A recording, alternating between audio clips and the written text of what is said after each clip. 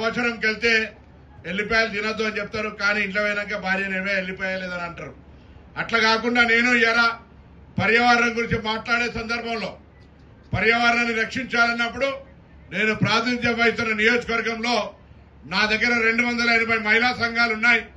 280 మహిళా సంఘాలకు ఆ సంఖ్యకు అనుగుణంగా 300, 400, 500 చొప్పున 13 రకాల స్టీల్ వస్తువులను కిట్లను వాళ్ళందరికీ యాజమాన్యంగా వాళ్ళకు ఇవ్వడం జరిగింది. ఈరోజు హుస్నాబాద్ నియోజకవర్గంలో మీరు ఎక్కడైనా హోటల్ ఆగినా 580 హోటళ్లలో స్టీల్ గ్లాసులు, ఛాయ్ గ్లాసులు ఇచ్చాం. ఎక్కడ కూడా మీకు ప్లాస్టిక్ గ్లాసులో ఛాయ్ దొరకదు.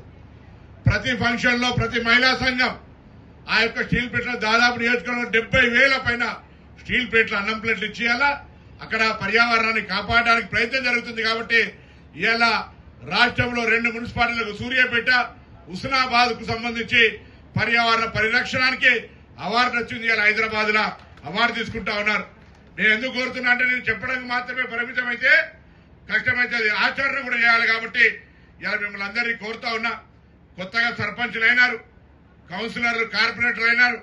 అందరి దగ్గర కూడా నేను ఈరోజు ప్రతి గ్రామంలో 5 పర్యావరణ పరిరక్షణ సంబంధం అటువంటి కొత్త ఉత్సాహం ఉండి ఇప్పుడు ఆ బాబు వాడినట్టుగా పర్యావరణానికి సంబంధించి కొంతమంది పర్యావరణ ప్రేమికులు ఉంటారు. వాళ్ళతో గ్రామానికి 5 కమిటీలు వేసాం.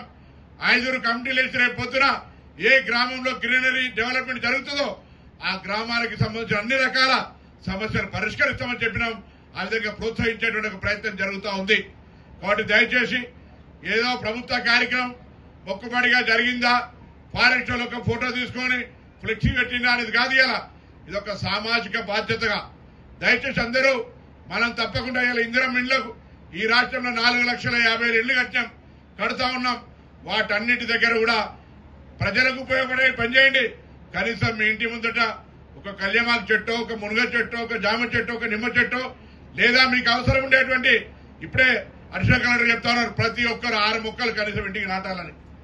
అదేవిధంగా అవెన్యూ ప్లాంటేషన్ అంటే రోడ్డుకి ఇరువైపులా సెంట్రల్ గవర్నమెంట్ స్కీమ్ తీసుకొని పండ్ల చెట్టు పెట్టాలి, పెద్ద పెద్ద వృక్షాలను కూడా పెట్టాలనే స్కీమ్ ను ఈ రోజు చేస్తా ఉన్నది. Avenue plantation, forest plantation, housing plantation, ఈరోజు ఎక్కడ జాగా దొరికితే అక్కడ మొక్క నాటాలి. నేను విద్యార్థి దశలో ఉన్నప్పుడు each one plant one, teach one each one అని ఆ విధంగా ప్రతి ఒక్కరికి విద్య చెప్పాలి, ఒక మొక్క నాటాలనే స్లోగన్ తీసుకొని ఈరోజు దాన్ని అమలు చేసేటువంటి వ్యక్తిగా ప్రయత్నం చేస్తా ఉన్నా.